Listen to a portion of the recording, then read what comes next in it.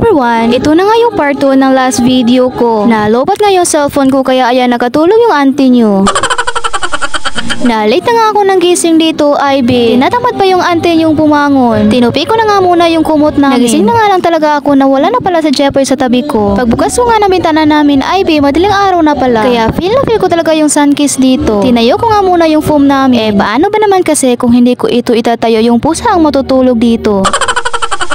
Dito ko na nga naabutan si Jepoy sa labas na naglalaro. IB, dito nga sa bukid ay kapag lalabas ka ng bahay, marami ka talagang fans na nag-aabang sa'yo at nag-aantay sa labas. Hoy, Charis! Ang aga-aga pa nga nito at gusto na talaga ni Jepoy gumala. Malaki na nga talaga si Jepoy. Kasi naalala pa rin ni Jepoy na dito ang bahay namin noon. Dumiretso na nga ako dito sa CR at kailangan ko talagang magbawas ng samaan ng loob. What?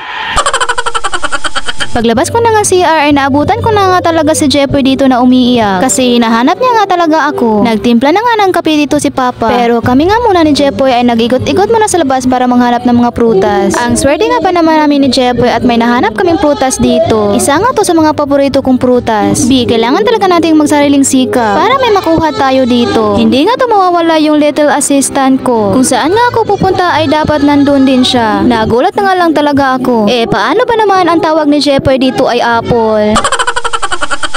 Tingnan nyo ba naman kasi magkawig lang nga lang talaga sila sa apple. Marami pa nga ang bunga dito sa taas at kailangan ko nga talagang magtawag ng assistant. Ang lakas nga naman talagang umakyat itong kapatid ko. Siguro may lahi silang unggoy. Hoy, Charis! Nakalimutan ko pala na magkapatid nga pala kami.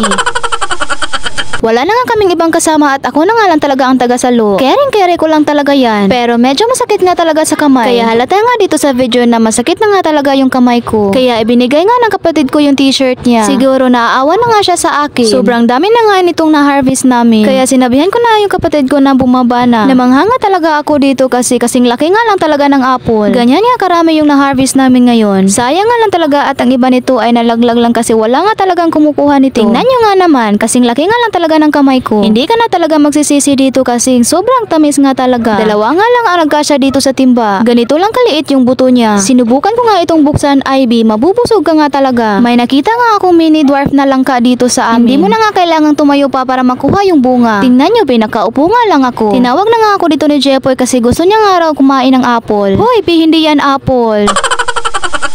Hinugasan ko na nga muna itong makupa bago ko ibigay kay Jepoy. Pero hindi niya pala bet yung lasa. Kaya ako na nga lang ang kumain. Nagulitan nga kami dito ng partner ko. Kinukulit niya nga ako dito dahil vloggeress na daw ako. Hoy, anong vloggeress?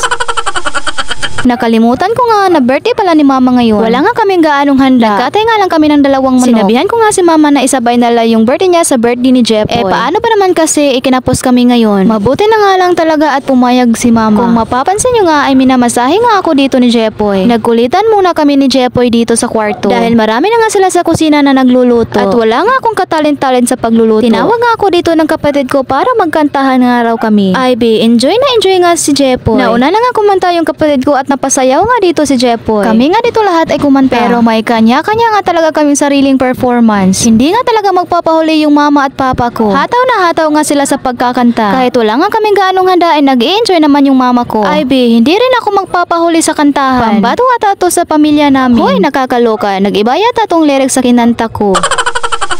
Tawang-tawa nga ako dito dahil kinukulit nga talaga ako ng partner ko. Tingnan niyo ba naman hataw na hataw talaga siya sa pagkakanta. IB, may backup dancer pa nga talaga siya. Ayaw pa nga niya magpakita sa camera. Pero enjoy na enjoy nga kaming lahat ngayong araw. So ayun lang, thank you for watching.